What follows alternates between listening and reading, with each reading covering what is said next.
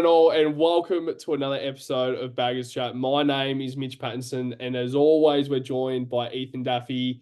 As you can see on the episode, we're back together. I returned to Australia this morning, so if the episode is a little bit off from my point of view, I have not had any sleep for about 2.5 days. So, well, I don't think it's been that long, but I arrived back this morning and I haven't tried to sleep at all today because I wanted to try and make sure that I would sleep very well tonight. But of course, we are reviewing the game today. Carlton v Adelaide final scores. Carlton 14 goals, 14 points, 98 to Adelaide 16 goals for 100 points, 2-point loss. Def Boy, I'll throw it straight to you. How are you to start off with? But initial thoughts, fuck me. Like that is the two that is the two words I've used a lot in the last 2 hours. What can I say? What is it? 9:54 after the game. We had dinner. We planned this dinner after the game with my family. There's this new because the Marvel Stadium's all redone now. The whole development's done at Marvel Stadium, so it looks great. And it's got this new restaurant. We booked this nice restaurant, great food, no issues with the restaurant. And it was going to be a happy afternoon, but Jesus Christ, what do you say? Like I just thought we'd come out better. I thought it was goal for goal, and our defense just let us down a lot. I think there's a lot of things coming to my brain right now. I'm sure people are watching. There's so many different thoughts and whatever opinions you can talk about individual players. I just think as a collective, we just didn't have that buy-in and that determination, just that buy-in, I think, for 4 quarters of the game. And we left the door open so many times. So many times. There was every time we'd get to 7 points up, they'd kick a goal.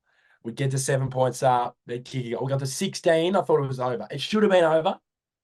It should have been over. If we locked up the game like we have been this year, the game should have been done and dusted.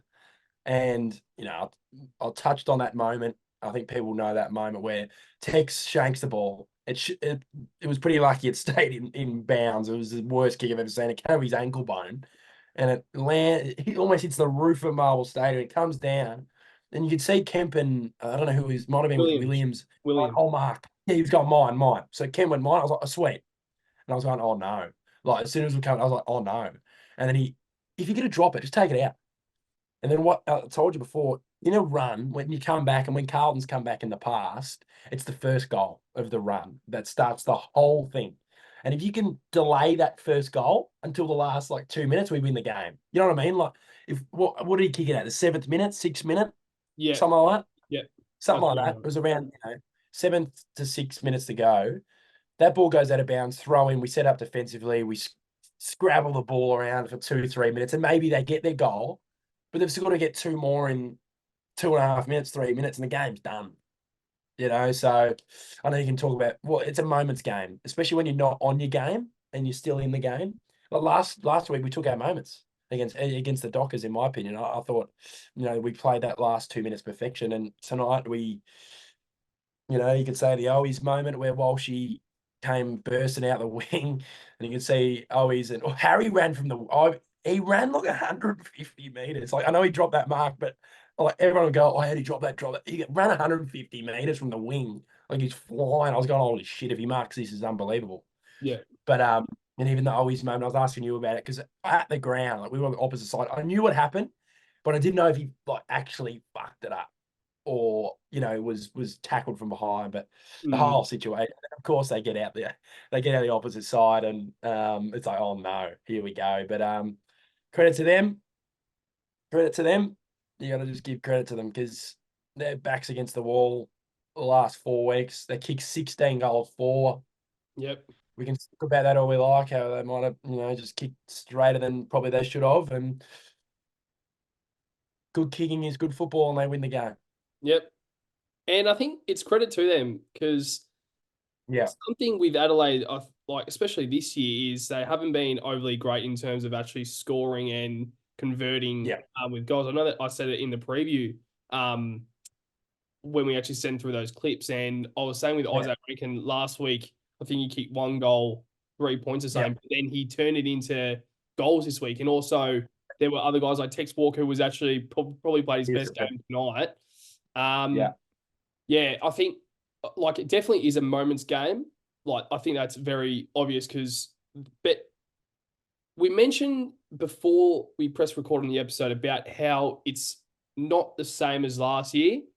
Now, No, it's not. I want to ask about that because from my point of Yeah. view, I think we're still playing poorly. Now, last year Yeah. we were playing poorly, but I feel like how this loss has happened now. We were kind of like, oh, we haven't been playing too bad, too bad. We haven't been playing too bad. But then since we actually received a loss tonight, I feel like everyone's saying, oh, this is the exact same as last year. So what do you think about it? Do you think it is more like fans right now are just overreacting and saying, like we need to just calm down and remember that we are 4-1? But Yes. also, like, are you concerned at all at this stage? No. Like it's for me, it's the expectation is different from last year. I think we took losses a little bit better when we were shit. And I think as a club and as a supporter base, it's actually going to improve our game. And that's how, even the back end of last year, like our expectation, like a few years ago, if we lost that 2 point game in 2019, we go, oh, good on you, boys. Whatever. It was a tough loss. Move on to the next. Obviously, Mum's a diehard as well, and she's absolutely shattered after that, knowing how badly we played and we just butchered it. You know what I mean? Yeah. So I agree that like I think we were just too slow with ball in hand. It was giving me PTSD in the first half of last year. I think we were too worried to make mistakes at certain points of the game. Certain blokes didn't want to take the initiative to take it on. And when we did, what happens, Patto? We keep the fucking goals, man. So last year, scoring was our issue. We barely scored over 60 for about 9 weeks there. So we scored 98. I think we just need to tune up pressure-wise as 4 quarters as a whole. I thought at the start of the last quarter, we were superb in terms of our pressure and stuff like that.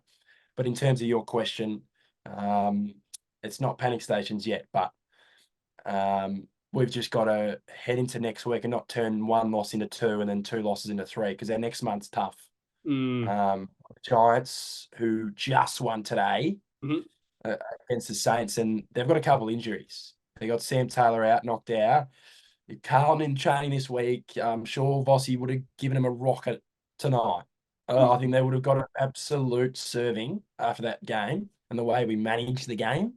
So we can't be going into next week going, oh, I think we're stuffed. That's not the expectation anymore. Our expectation is to win every week. So disappointing tonight, but in terms of your question, panic stations, maybe hold off. Yeah, exactly right. And I completely agree. So I saw a post, I think it was Almost Blue Brothers. They posted on their Instagram about how the media have now transformed from 5 years ago. Now we are the team that is, if we lose, it's an upset. And it's good. Good seeing that. Now, so the question is, so I'm going to go back to about what the difference is from this year to last year. So you're saying last year we couldn't probably score over 60 points. I think that was probably the margin that like usually most teams are 100. Yeah. Last year was 60. Would score 60 and lose by 3 goals. Yeah. Like it was the same thing every week. Yeah. Like literally, I think we would defend really well. But so this year, it seems like it's flipped in terms of we are now attacking. So I'm going to ask again, like, would you think, like, because I actually think the defense this year as a whole has been half decent. I think tonight, yeah, and I think tonight is. So I'm going to ask what, because you were at the game, I was watching the TV, and I could just see, obviously Adelaide, they're probably like the best part of their game is obviously their forward line when it's on. So from your point of view, being at the game, how did you see it in terms of like the structure? Like, was there a big difference? Like, say, with Assad going down, did that make a big difference? Because from my point of view, it didn't really matter because Jordan Boyd, Zach Williams, Matt Kennedy stepped up off that half back flank. So, what did you think? Did you think it was a bit of a like a structured game that just wasn't going too well from our end? Oh yeah, it's a good question because I think there's certain moments in a game where it's better on TV, like in terms of not better, but you can see things clearer. But at a game, I was in level 3, so I can see our Everything. structure and how we were kind of getting found out from their defense to forward. Yeah. And you could see, like even my old man was saying, like we were pressing so far up too many times. Like I love that. I love that. In certain moments of a game, we're locking it in, da da da. But we were pushing so far up our defenders, where if they get out the back, how many times they get out the back? Mm. Or it wasn't even out the back. It was more like their forwards had space, so much space to lead in the 50. And you can't defend that when they've got so many angles where to lead. You don't know where they're going to go. Mhm. So I think probably how many goals did Tex keep? Four? Four? Yeah, I think it was 4. I'd say, yeah, like I don't want to pinpoint individuals, but I thought Wiedering struggled tonight. I think it gave him the space. Like 3 of his goals were from space and awareness. So I think a lot of it, as a whole, I kind of talk about it as an 18-man defense, from the forward line to the defense and how you can stop them before they get inside 50. And we've been really good at being able to do that, especially at the back end of last year and even this year. Our pressure's been high and it's won us games. So for me, I just think we just got caught out a few times. Mm. I was like Gov and Wiedering, and they get caught up. Like the whole team's pushing up. They get it over the back. They get it over the back. They hit a few kicks. You're done. You know what I mean? You're done. So it's I think it's about how we can judge in a game how this other team is, kind of getting through our defense.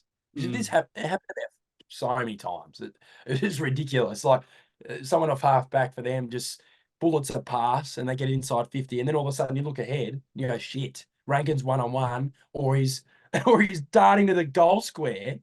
It's like shit, that cannot be happening. So it's about, I love attacking and I love that push and that press, but sometimes you gotta be respectful of them too. Like, we're not playing North the air and we're not getting cheap goals and stuff like that. So you got to be able to work both ways. And I don't think we worked hard enough back because we pushed so far forward. We had the game. It was just frustrating, man, because guys like Tex and that were licking their lips because he's going, geez, these guys are pressing up. I'll just set up forward. And Wiedering's over there. I was going, yep, if we hit a few kicks here, he's done for. There's no way he's getting to me. So it's about that 18-man and how we're setting up inside our forward 50 when the ball is there. I think a few guys get sucked into footy, if I'm not wrong. Like there was a few times where there'll be stoppages and you go, the wingers, usually wingers sit out. They sit out on that, that kind of 50 and get that rebound kick to get it back in. A few times, just creep up, even if you creep up 5 meters extra, ball goes over your head, your Mm. opponent's out. So it's just about, they'll have to work on that as a coaching group as well, because you can't be letting that happen for 4 quarters, in my opinion.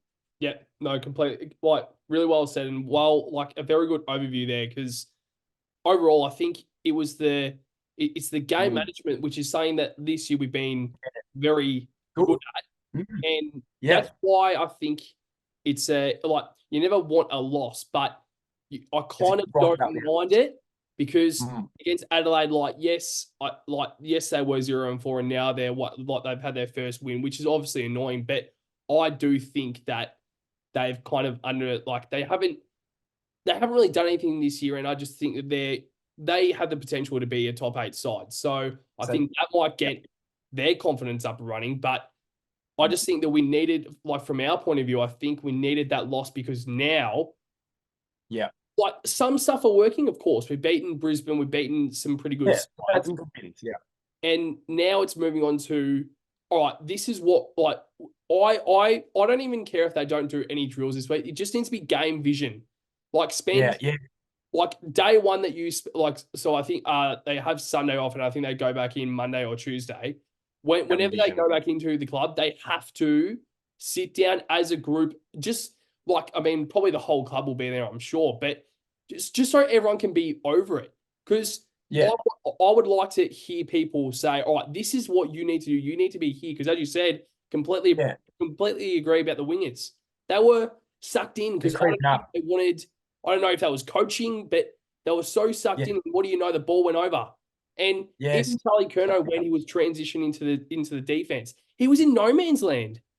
He was Yeah, in but no that's game. no, you're right. You're right. That's exactly where our defenders were all game. Yep. It's like that, it's like that kind of 60 meters out, and your defenders are kind of there, but his opponent, it's not even that good breathing room where you can get to them. It's like that. It goes, oh shit, it goes like 30, 35 meters. Wiedering's not tracking back or getting back quick enough to get to Walker, if they're over the back. And Rankin so many times. Yeah. So many times. Even that one I talked about at the moment where Kemp should have taken it out. They kicked it inside 50, inside. Where were we? There's two of the guys there. Just pick him up. I don't care if you know the ball's going to go out or you think the ball's going to go out. Get a body. It was more about getting a body for mine. Mm-hmm. It's that space. Oh, it's just frustrating. It's frustrating, Patto. But if we keep talking about it, my head will explode. For the viewers, so Daffy has been very angry tonight. There's been a few technical difficulties, and I think if there's one more thing that's going to go wrong, I reckon Daffy Boy will probably sign his resignation with the podcast. So we're going to now move on to some segments in the podcast. It's actually good to be back and actually doing some segments live, which is good.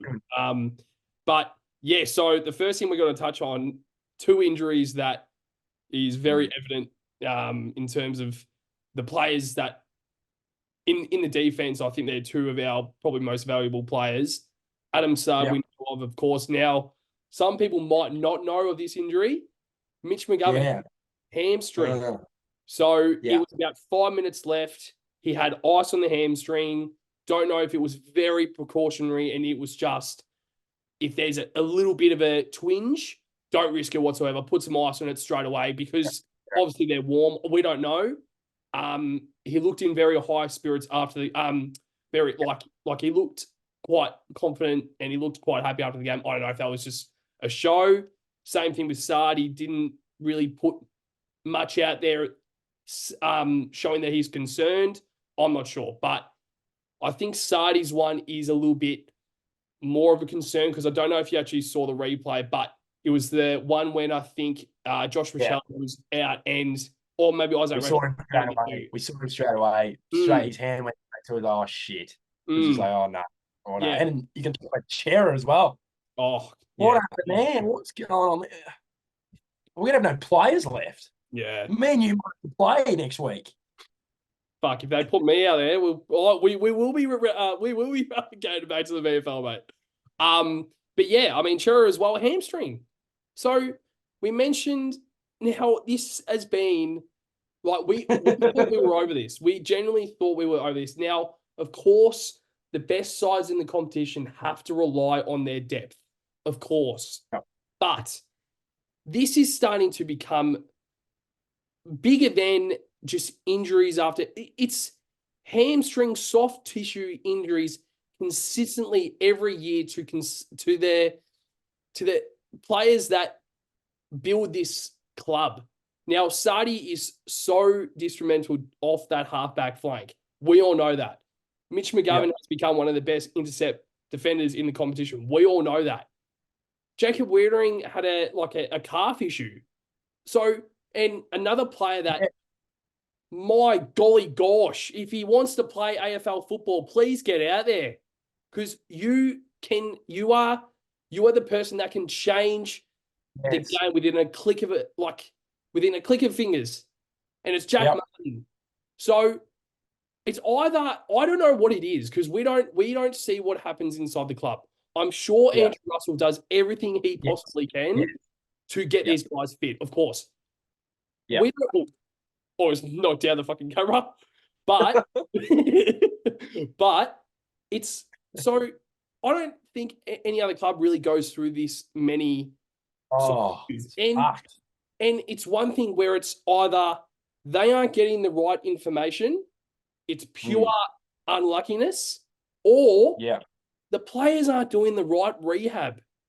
And it's starting to get to a point where I'm actually concerned that these players aren't professional enough. And we're not trying to be harsh. We love this club more than anything. So I think it's valid that we can kind of have those concerns because we care about these players and this club so much. I think it's more than valid for us to kind of be a little bit concerned about A Yeah. guy like Jack Martin, who when we brought him in 2019, 2018, he was one of our best players at that time, and we were very Yeah. excited of what he can bring to this club moving forward over the next few years. He's hardly played, and at Yes. Gold Coast, he was like the rising sun, and then we Yeah. actually got him into the club at Carlton. Great. Yeah. So what is Yeah. he Fantastic. produce? He's produced how to That last how. year was his best year. Yep, He played 15 games and he's great. I'll take that every year. 15 games, I'll take. with 15 I don't think games. he's a get there next year. Yeah, seriously. No. So like I know that you probably like. I want you to actually say what you said earlier about like when we actually press record Yeah. on the episode, because I think it's actually a valid point because Hmm. I mean we are so far away from looking Yeah. at next year, but there's a name that's come around Hmm. called Will Hayward who plays for the Sydney Swans, and he is that perfect Yes. to play that mid-sized role. Jack Martin, how many games does he need to play this year or some sort of security to have a Yeah. job Yeah. next year? Because right now, Will Hayward might actually come knocking a car and say, look, there's an opportunity there because Jack Martin Yeah. doesn't want to get on the park. So what's Yeah. your thoughts, I guess, like on Jack Martin? Yeah. Because of course we love Jack Martin. He's one of my favorite players. And that's why Yes. it angers me. Because I just want to see him out there because he is a special talent that not many players can really deliver on the big stage. So what's your thoughts on all of that? Oh, it's seriously a tough conversation. I'll kind of do it briefly because I don't like talking about this fucking injury shit. It annoys me. Costs us games, in my opinion. I'm just going through the injury list, and I'm just going to go through the ones with the soft tissues at the moment. There's a few names there. I'll go. Well, Matt Carroll, the draftee, groin, so it's soft tissue. David Cunningham, calf, 1 to 2 weeks, which will go 1 to 2, and it'll be 1 to 2 weeks for the next fucking 7 years, and then he'll be back, and like, and then you got Hammy Jack Martin 4 to 5. That'll be 8 weeks. Jesse Motlop did his hamstring. Yeah. God. He had a toe injury that led to an ankle injury or a knee injury, And then now it's and now it's a hamstring. It's like, oh, it's just unbelievable. I don't know what we can do. I don't even know what the reason is. I think it's actually bad luck.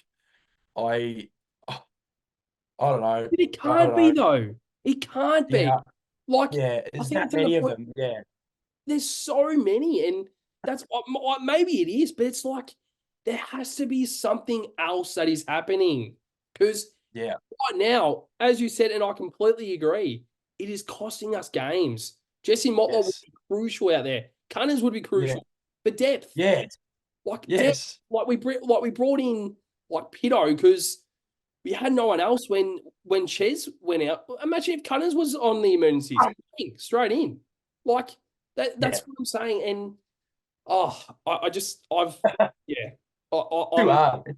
He can't even cover it. It's just annoying. It just makes your skin crawl thinking about it. yeah.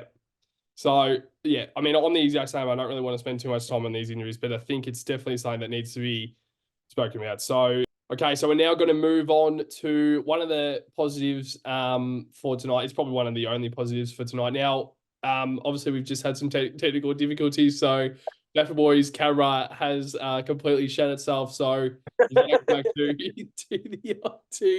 the old camera. Now it actually still looks good. So hopefully when it actually is uploaded, it still looks fine. But yeah, so apologies for that to the viewers. But now going to throw over to, of course, Sam Walsh, the return of Sam Walsh. And I don't think this guy has missed a beat whatsoever. I can't believe he hasn't played football since last year. It's Yeah. when you actually process it, like I know that he's had a full preseason, but he hasn't had actual matches. And this guy's produced this sort of game. So 34 touches, 13 tackles. That is insane. Like by far the game. I think it doubled our second. Next best, really? Yep. I think that is the right stat. I'll check it in a sec. 7 clearances, and I'm going to throw to something on the next segment. So I don't want to say too much about the clearances right now, Yeah. but I think tonight the clearances were a lot better. And also 611 meters gained. Now that's something that's something that we've missed so much with Sam Walsh. He's just the meters gain, always getting a high meters gain because every single time he gets the ball, he's looking to always attack and drive the ball forward. So, Daffy Boy, what did you think on Sam Walsh's game? I'm sure being at the game, you would have loved to see his 100th game, of course, how quickly that has come as well. Yes. But what did you think of his game and more importantly, his return? Yeah, it was good to see him out there. It was good to see him run out there. Very different to see him in that midfield. Geez, he adds a lot to that midfield. Fuck. Jesus. He ultimately won us the clearance clash, the clearance battle. I think he provides that difference. There's still question marks for me in that middle, but I'll just focus on Sam Walsh. I thought he was phenomenal. He almost got us that goal in the last bit. The Owies one probably should have been goal, should have been sealer, but yeah, like you said, 34 touches, 13 tackles is unbelievable. 7 clearances, 611 meters gained. He's not kicking it sideways. He's actually having an impact on the game. 3 votes, and he's on the run to be the first Brownlow medalist to play his first game in round 5. So, no, seriously, I wouldn't count him out. He's that type of bastard that could do that. But he'll have the 3. They didn't have too many like standout. I thought Adelaide. I thought they played a bit more collective game than we did.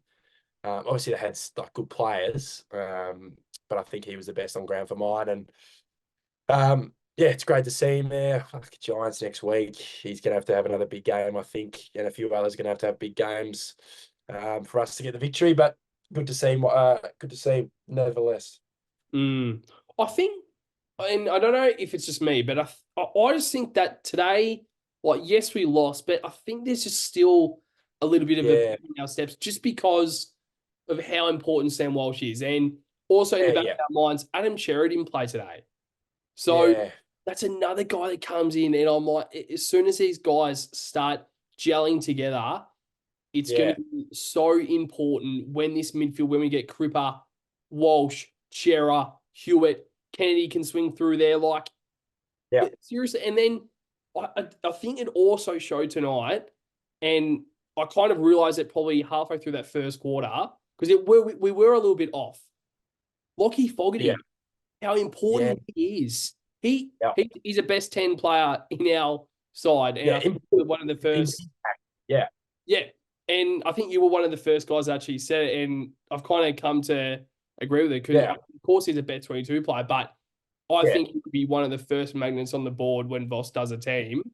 And yeah, I just think that the importance of, and that's also another thing, we don't want to go back onto the injuries, but these crucial players that wreck the structure, like Cunners and Fogg, they're both the exact same. So if one of them was fit, I'd be happy, but they're both injured. And another player, Jack Martin, I'm not going to say anything else on the injuries. But you mentioned the midfielders. So when you said about, like, of course, when Walsh comes back in, but also with the midfield. So we haven't heard much about Chera, and he might be available for next week. Let's hope he is. With Chera coming back, if he does come back next week, how do you see that midfield playing out? Do you see Kennedy get some more midfield time? Do you see someone else swinging through that midfield? Because you mentioned then about the midfield, and you're not too sure how it's going to play out, especially against Giants next week. How do you think the midfield's going to go? It's a tough one. I know Canelio is missing next week. I'm not, here to focus. They're a great team. They'll have injuries. They've got depth, so they're going to be able to cover it. I know they're 2 fantastic players in Canelio and Taylor. And Taylor's probably the best defender in the league. But it's just the mids. I know we won the clearance battle. I know we did, but it was just something about it. I don't know if I'm wrong, but it's just this is the first half. I thought first quarter we were terrible in the middle.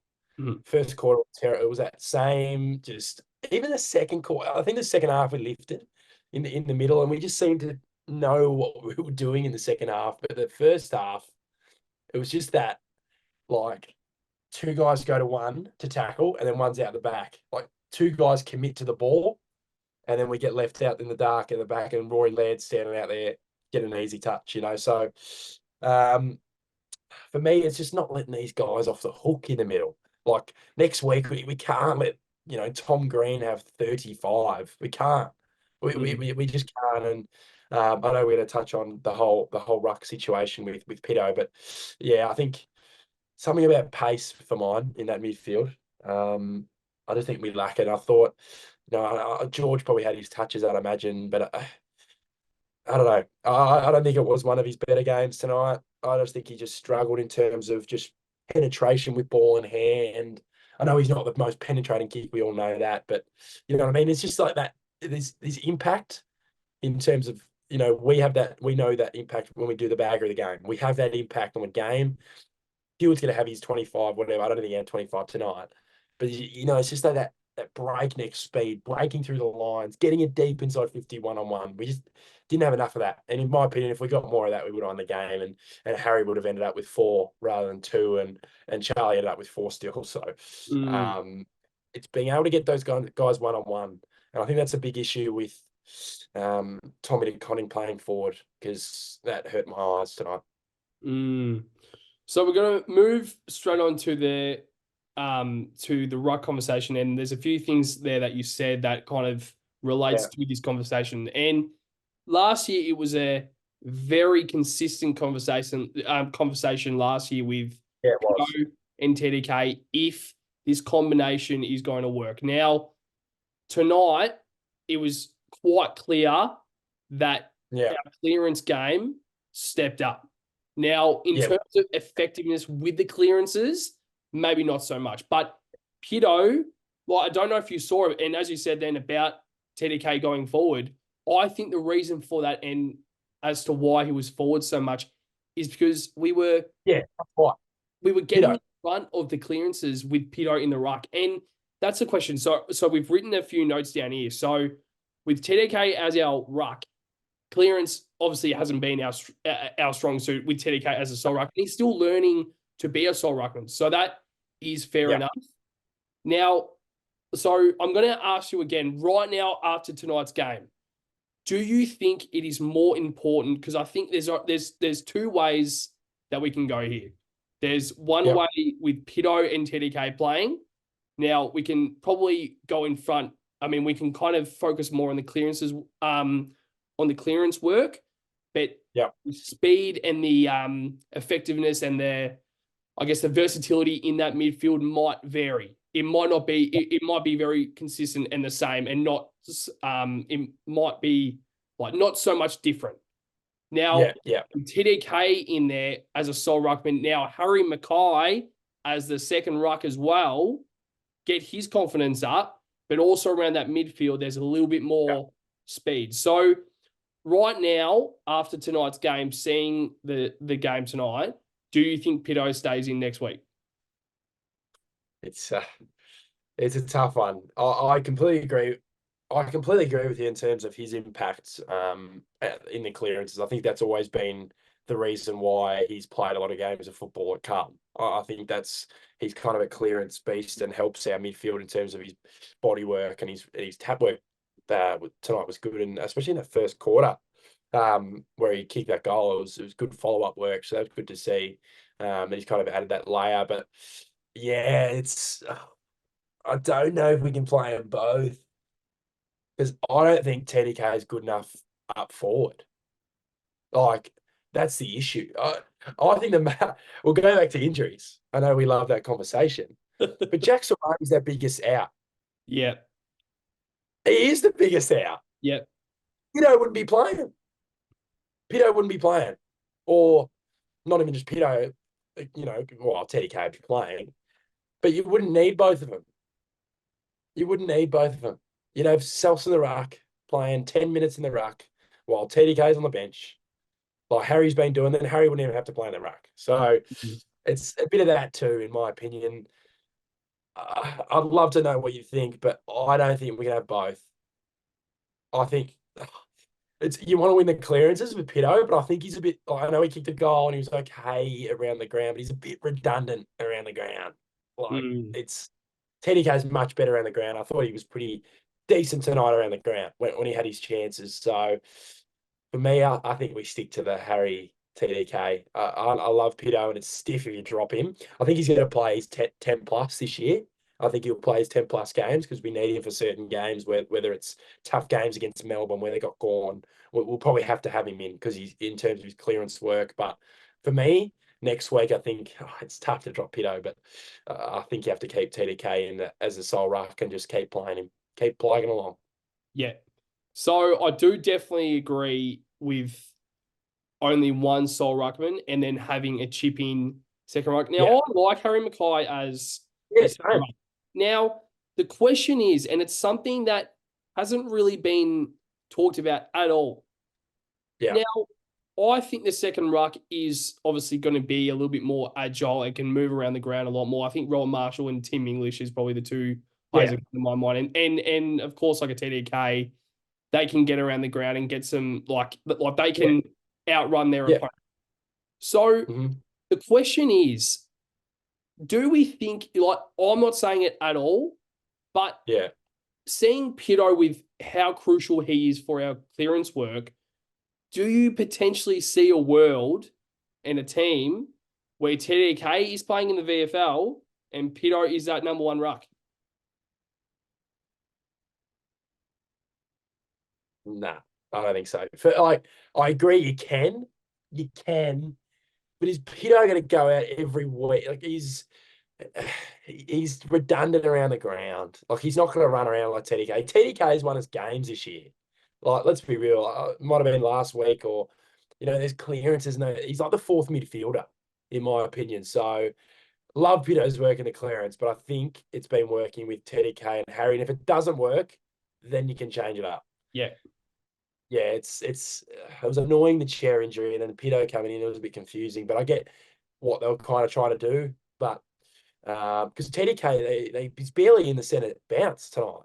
And there was some stat I read a few weeks ago that I think in the last 2-3 years, when he's played forward, he's only been targeted like 7% of the time he's been in. Shit.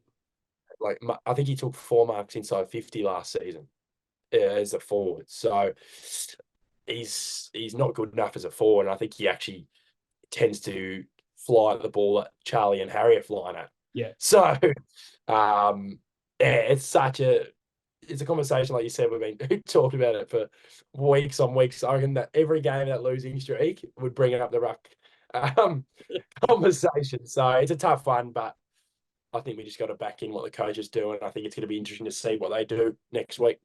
Yeah, no, very well said.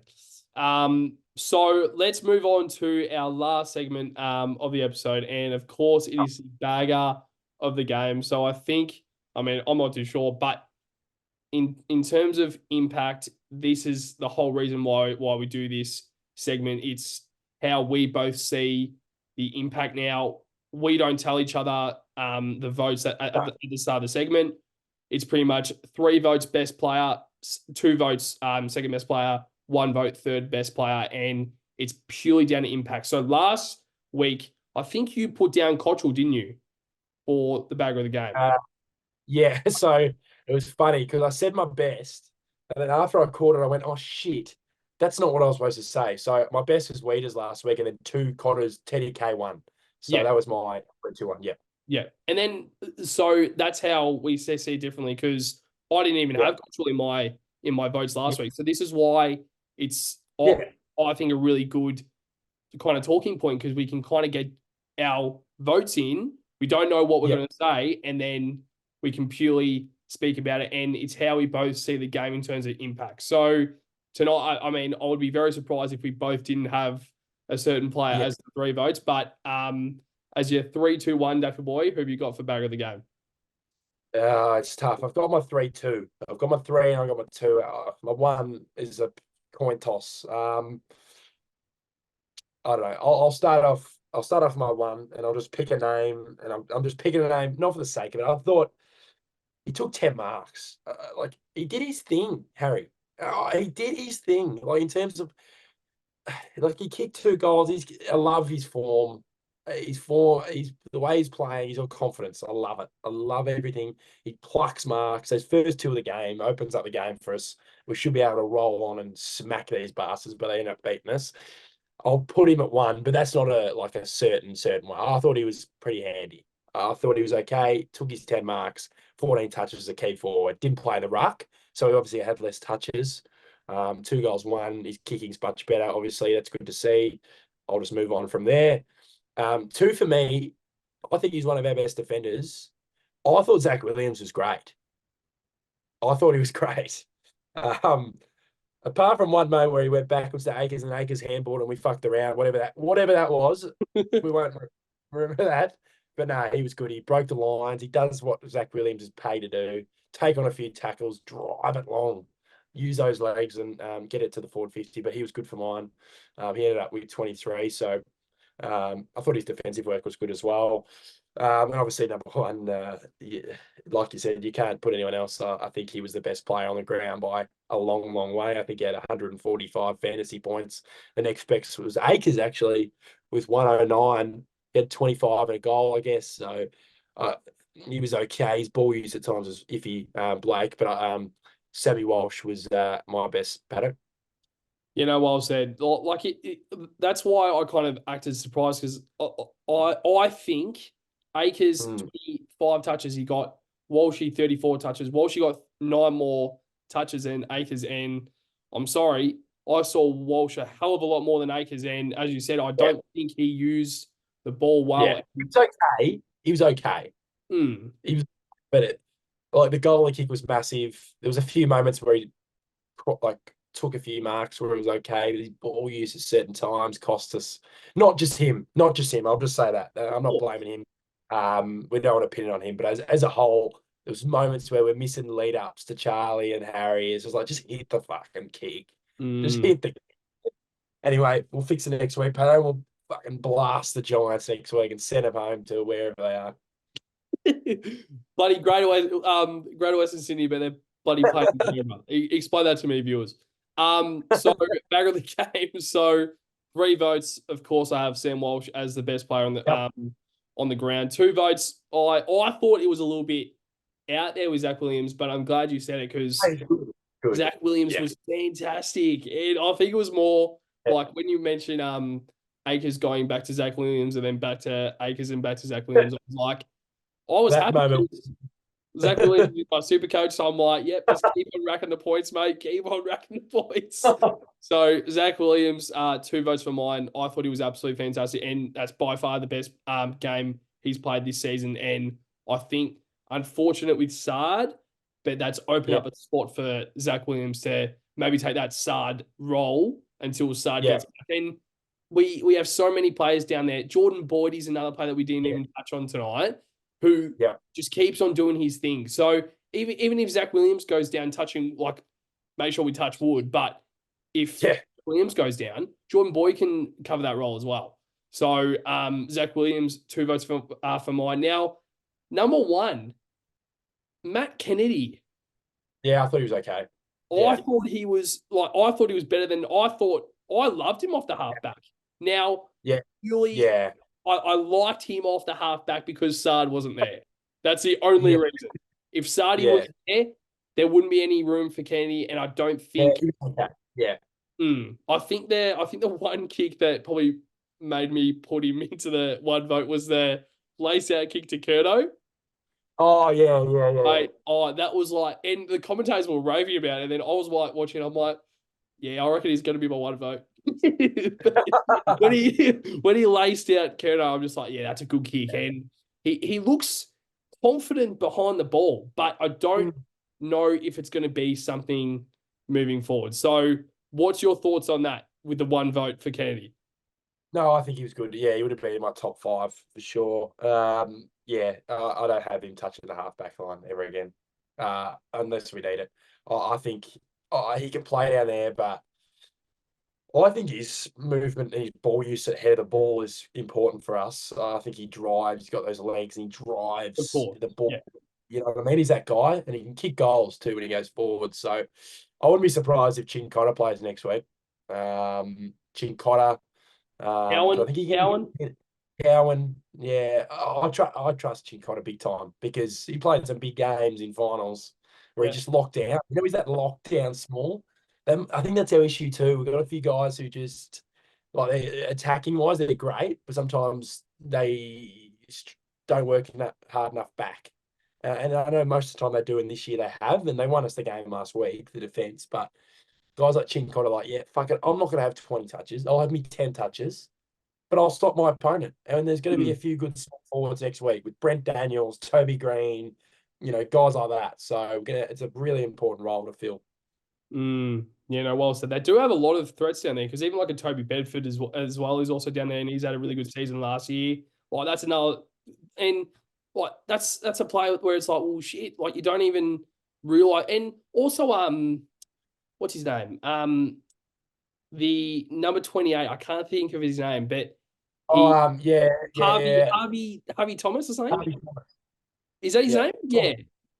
he has been fantastic because Yeah, I watched the game tonight, today, Giants, Saints, and yeah. he played. And I don't know if he's a left footer or a right footer. Like he's Think, very capable on mm, both. So that's another player who has really found his role in the game in the team for GWS. But of course, we'll touch on that in a preview next week. But yeah, that's of course the last segment of the review episode. At the end of the day, I don't think our spirits are too low. I think it's a loss that kind of was coming. It was coming. We weren't playing. yeah, You want that yeah, reality check this early because then you can kind of spend some time through the week, have a look at exactly what you did in that moment because it was 2 points. It's not like we lost by 30. It was 2 points. no, So we yeah, were and as you said, 16 points we were up with 4 minutes to go, 5 minutes to go.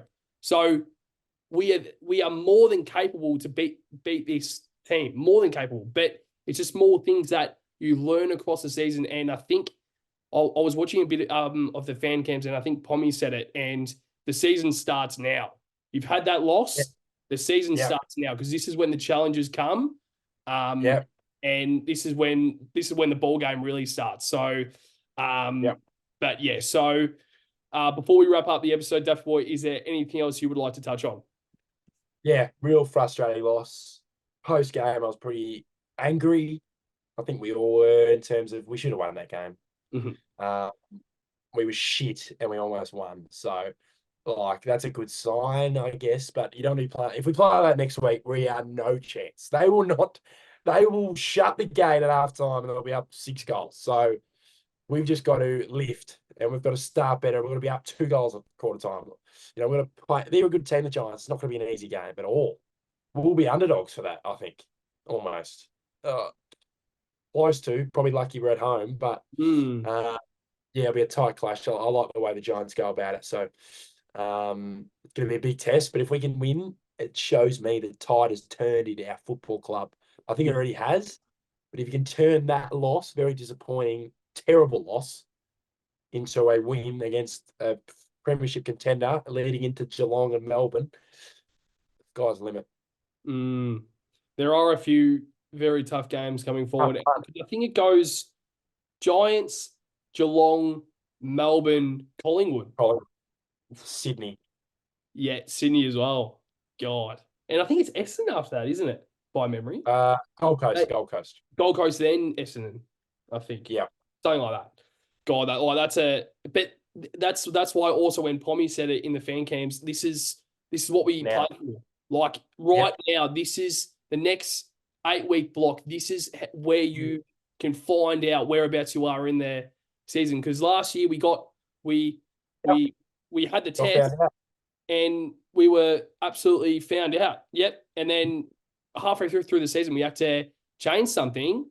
Well, what do you know? We actually found ourselves and we were one of the best teams in the competition, if not the best Yep. team in the competition in that home and away season. So it really is right now where we start something, and it's down to the players now and the mindsets of these players. You guys Yep. can respond because you are more than capable to perform at the highest level to beat Giants next week. Like you're playing at Sure. Marvel, the Blue Bags will be behind you every single day of the Yep. week. It's going to be pretty much 90% Carlton to 10% Giants, I think it's a pretty good opportunity for us to get a bounce back win, but also to set up the Yeah. season a little bit, because we've Yeah. had that reality check next week. If we can come out and beat them 20 points plus, Huge. that will be massive, detrimental to the season of 2024. But to every single blue bagger out there, make sure to like, comment, and subscribe on every single platform you see us on, whether it's social medias or YouTube or Spotify or Apple Music or whatever whatever platform you see us on. Davey Boy's just giving the bird to the logo. I reckon I might do the same thing. Tonight only. Tonight only. Tonight only. Until next week, we lose by to the Giants by 100 points.